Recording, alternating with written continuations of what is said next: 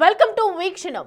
మామూలుగా ఓ 10 లక్షల ప్యాకేజీనో 25 లక్షల ప్యాకేజీనో అంటేనో నోరెళ్ళబెడతాం. కానీ ఏకంగా $1 ట్రిలియన్ ప్యాకేజ్ ఇచ్చారని తెలిస్తే మీ రియాక్షన్ ఏంటి? బుర్ర గిర్రున తిరిగిందా? మైండ్ బ్లాక్ అయిందా? కానీ ఇది నిజంగా నిజం. $1 ట్రిలియన్ ప్యాకేజ్ను ఒక ప్రముఖ కంపెనీ ఒకే వ్యక్తికి ఇచ్చింది. ఇంతకీ ఇంత డబ్బును ఎందుకు కుమ్మరించింది? దానికి కారణం ఏంటి? ఈ $1 ట్రిలియన్ మారబోయేది ఏంటి?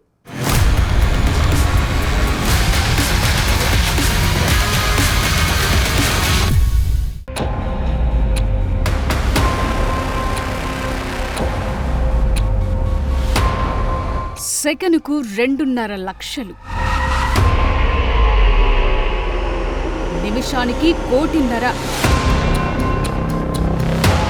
రోజుకి 2100 కోట్లు, రాబోయే 10 ఏళ్లలో $1,00,000 కోట్ల.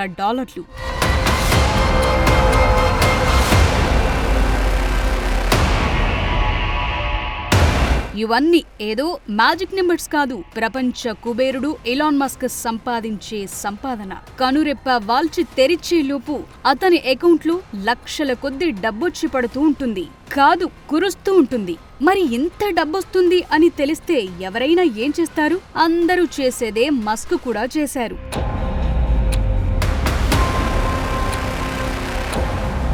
$1 ట్రిలియన్ ప్యాకేజ్ మన ఇండియన్ కరెన్సీలో చూస్తే అటు ఇటుగా 84 లక్షల కోట్ల రూపాయలు. కార్పొరేట్ ఇండస్ట్రీలో ఇలాంటి ప్యాకేజ్ నభూతో న భవిష్యత్తి అనే చెప్పాలి. ఇలాంటి ప్యాకేజ్ ఇవ్వాలంటే అతనికి ఎన్ని అర్హతలుండాలి? అతని క్యాలిబర్ ఎంతయుండాలి? అసలు ఆ కంపెనీ వాల్యూ ఎంత ఉండాలి? కానీ ఇవన్నీ టెస్లా కంపెనీకి, ఎలాన్ మస్క్ కున్నాయి. అందుకే ఆ కంపెనీ ఇంత భారీ ప్యాకేజ్ ను ఆఫర్ చేసింది. మస్క్ ఈ ప్యాకేజ్ ను తీసుకునేందుకు అర్హత కూడా సాధించాడు. అందుకే టెస్లా హిస్టరీలో ఒక కొత్త అధ్యాయం కాదు, పుస్తకమే ప్రారంభమైందని అనౌన్స్ చేశాడు.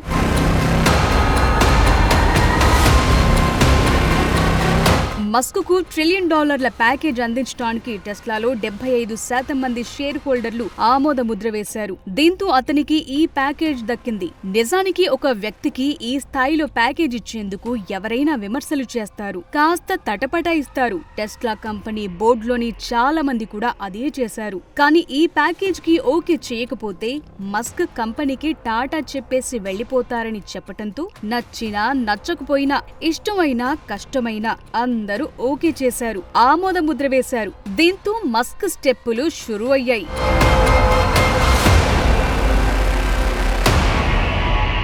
మామూలుగానే మస్క్ ప్రపంచ కుబేరుల్లో ఒకరు అనే కంటే అతనే ప్రస్తుతం టాప్ లో ఉన్నారని చెప్పటం కరెక్ట్. ప్రస్తుతం అతని సంపాదన $473 బిలియన్ ఉంది. కాస్త అటు ఇటైనా ఇప్పట్లో అతని పొజిషన్ ను బీట్ చేసే పరిస్థితి లేదు. ఎందుకంటే అతడికి సెకండ్ ప్లేస్ లో ఉన్న ఫేస్బుక్ అధినేత మార్క్ జుకర్బర్గ్ కు మధ్య $100 బిలియన్ తేడా ఉంది. అలాంటి వ్యక్తికి ఇప్పుడు ప్యాకేజ్ దక్కటం చూస్తుంటే స్పేస్ ఎక్స్ రాకెట్ నింగిలోకి దూసుకుపోయినట్టే. అతని సంపాదన కూడా దూసుకుపోతుంది అని చెప్పటంలో ఎలాంటి డౌట్ లేదు.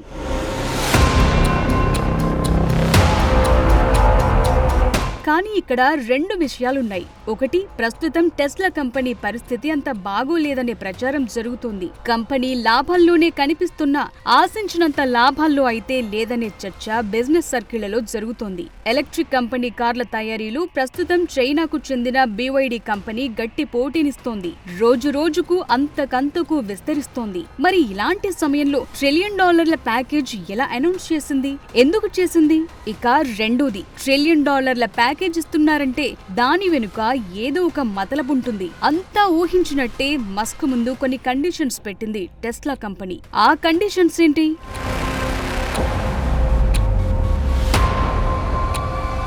ముందుగా టెస్లా మస్క్ ముందుంచిన కండిషన్స్ చూద్దాం. ఫస్ట్, ఇది 1 ఏడాదికి సంబంధించిన ప్యాకేజ్ కాదు. రాబోయే 10 ఏళ్లలో మస్క్ కొన్ని టాస్కులను పూర్తి చేయాలి. అప్పుడే ఆయనకు ఈ ప్యాకేజ్ అందుతుంది. అది కూడా టెస్లాలో అదనంగా 12% షేర్ల రూపంలో. ఇక కండిషన్స్ విషయానికొస్తే 2 కోట్ల టెస్లా వాహనాలు, 10 లక్షల రోబోలను ఉత్పత్తి చేయాలి. వాటిని డెలివరీ చేయాలి. Tesla full self driving feature కు 1 కోటి మంది సబ్స్క్రైబర్లను సంపాదించాలి. వాణిజ్య వినియోగానికి 10 లక్షల లక్షల రోబో టాక్సీ వాహనాలను మార్కెట్లోకి రిలీజ్ చేయాలి. కంపెనీ 4 వరుస క్వార్టర్లలో $400 బిలియన్ వరకు నెట్ ప్రాఫిట్ ను పొందటం, ఇక ప్రస్తుతం $1.4 ట్రిలియన్ ఉన్న టెస్లా మార్కెట్ విలువను $8.5 ట్రిలియన్ పెంచటం, ఇవన్నీ చేస్తే మస్క్ కు ఈ ప్యాకేజ్ అందుతుంది. మరో విషయం ఏంటంటే ప్రస్తుతం మస్క్ కు జీతముండదు.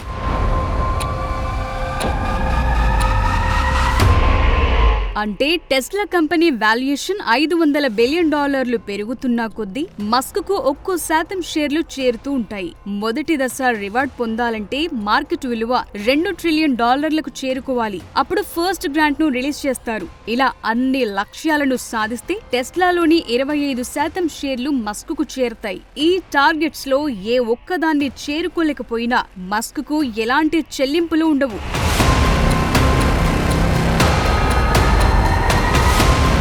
సో మస్క్ చేయాల్సింది చాలానే ఉంది. మరి ఇదైతే అంత సులభంగా కనిపించడం లేదు. ఎందుకంటే ప్రస్తుతం టెస్లా కంపెనీ లాభాల్లోనే ఉన్నా ఆశించిన తీరులో అయితే లేదు. టెస్లా కంపెనీ కార్ల అమ్మకాలు తగ్గాయి. ఈ ఎఫెక్ట్ లాభాలపై పడింది. ప్రపంచ వ్యాప్తంగా ఎలక్ట్రిక్ వాహనాల కొనుగోళ్లు తగ్గిపోవడంతో వాహనాల అమ్మకాలు 13% తగ్గాయి. దీంతో అమ్మకాలను పెంచడానికి కంపెనీ కొన్ని మోడళ్ల ధరలు తగ్గించింది. ఇది కూడా లాభాలపై ఎఫెక్ట్ చూపించింది.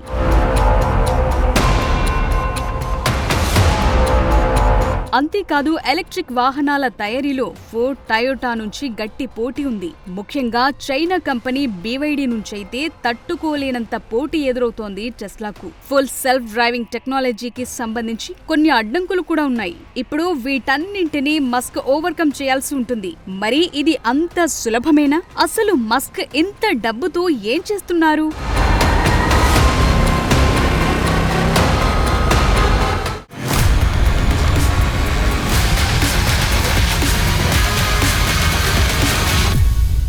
అంతా బాగుంది, డబ్బు వర్షం కురుస్తోంది. కానీ తన ముందు టెస్లా ఉంచిన ఈ టాస్క్లో మస్క్ పాస్ అవుతాడా? అసలు అయ్యే ఛాన్స్ ఉందా? ఇంతకీ ఇప్పటికే ప్రపంచ కుబేరుడుగా ఉన్న ఎలాన్ మస్క్ ఇంత డబ్బుతో ఏం చేస్తున్నాడు? వచ్చే డబ్బుతో ఏం చేయబోతున్నాడు? ఇప్పుడు ఇవే ప్రశ్నలు అందరికీ ఎదురవుతున్నాయి. మరి నిజంగానే ఈ డబ్బుతో మస్క్ ఏం చేయబోతున్నాడు?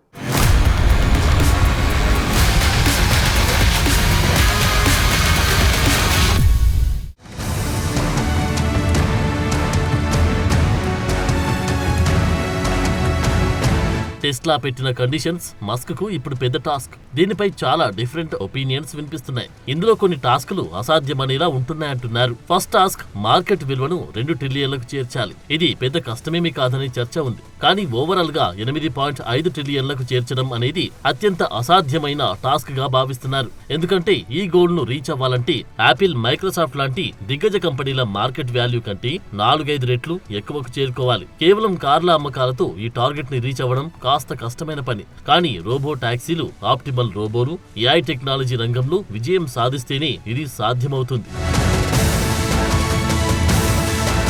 2 కోట్ల వాహనాలు అమ్మకాలు, $400 బిలియన్ నెట్ ప్రాఫిట్. ఇది కాస్త కష్టమైన టాస్క్. ఎందుకంటే ప్రస్తుతం టెస్లా ఏడాదికి 20 లక్షల యూనిట్లు మాత్రమే అమ్ముతుంది. దీనిని 10 రెట్లు పెంచాలి. ఇది చాలా పెద్ద టాస్క్. ఇక $400 బిలియన్ నెట్ ప్రాఫిట్ అనేది కూడా అన్రీచబుల్ అన్నట్టుగా ఉంది. ఈ స్థాయిలో లాభాలు రావాలంటే AI సేవలు, రోబోటిక్స్ పైనే పూర్తిగా ఆధారపడాల్సిన పరిస్థితి అని చెప్పాలి. 10 లక్షల రోబో టాక్సీలు, 10 లక్షల ఆప్టిమస్ హ్యూమనాయిడ్ రోబోలను సర్వీస్ లోకి తీసుకురావడం అనేది కూడా స్పెక్యులేటివ్ టెక్నాలజీపైనే ఆధారపడి ఉంది. ఎందుకంటే రోబోలను ఇంకా మనుషుల మధ్యలోకి తీసుకొచ్చేందుకు కావలసిన అనుమతులు, వాటిని పర్ఫెక్ట్ గా నియంత్రించడం ఇంకా టెస్టింగ్ దశలోనే ఉంది. రోబో టాక్సీల టార్గెట్ మాత్రం రీచ్ అయ్యే అవకాశం ఉంది. ఇది సక్సెస్ అయితే ఈ ఒక్క రంగం నుంచి $1 ట్రిలియన్ మార్కెట్ వాల్యూను తెచ్చిపెడుతుందని నిపుణులు చెప్తున్నారు. సో ఇక ఓవరాల్ గా చూస్తే ఇందులో కొన్ని టార్గెట్లను మస్క్ ఖచ్చితంగా రీచ్ కాగలడు. కానీ $8.5 ట్రిలియన్ టార్గెట్ ను రీచ్ అయ్యేది మాత్రం కాస్త కష్టమనేది ఇప్పుడు నిపుణులు చెప్తున్న అభిప్రాయం. కానీ మస్క్ ట్రాక్ రికార్డ్ మాత్రం పెద్దదని చెప్పాలి. ఎందుకంటే స్పేస్ ఎక్స్ లాంటి సంస్థలు ఈ రోజు ఇంత సక్సెస్ అయిందంటేనే దానికి కారణం మస్క్. ఎన్నోసార్లు ఫెయిల్యూర్ ఎదుర్కొన్నా వెనుతిరగకుండా దానిని నిలబెట్టాడు, సక్సెస్ అయ్యాడు. అందుకే అసాధ్యం అనేది నా డిక్షనరీలో లేదంటాడు మస్క్. మరి ఈ టాస్క్ ను కూడా ఛాలెంజింగ్ గా తీసుకున్నానని ఇప్పటికీ అనౌన్స్ చేశారు.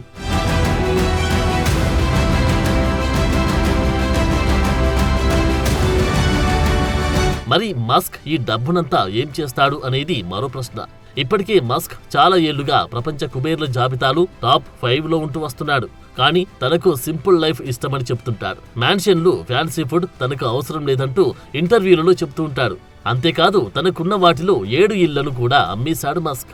ప్రస్తుతం మస్క్ ఓ చిన్న ఇంటిలో ఉంటున్నాడు. తాను ఎర్త్, మార్స్ ప్రాజెక్టులపైనే ఫోకస్ చేశారని గతంలోనే చెప్పాడు.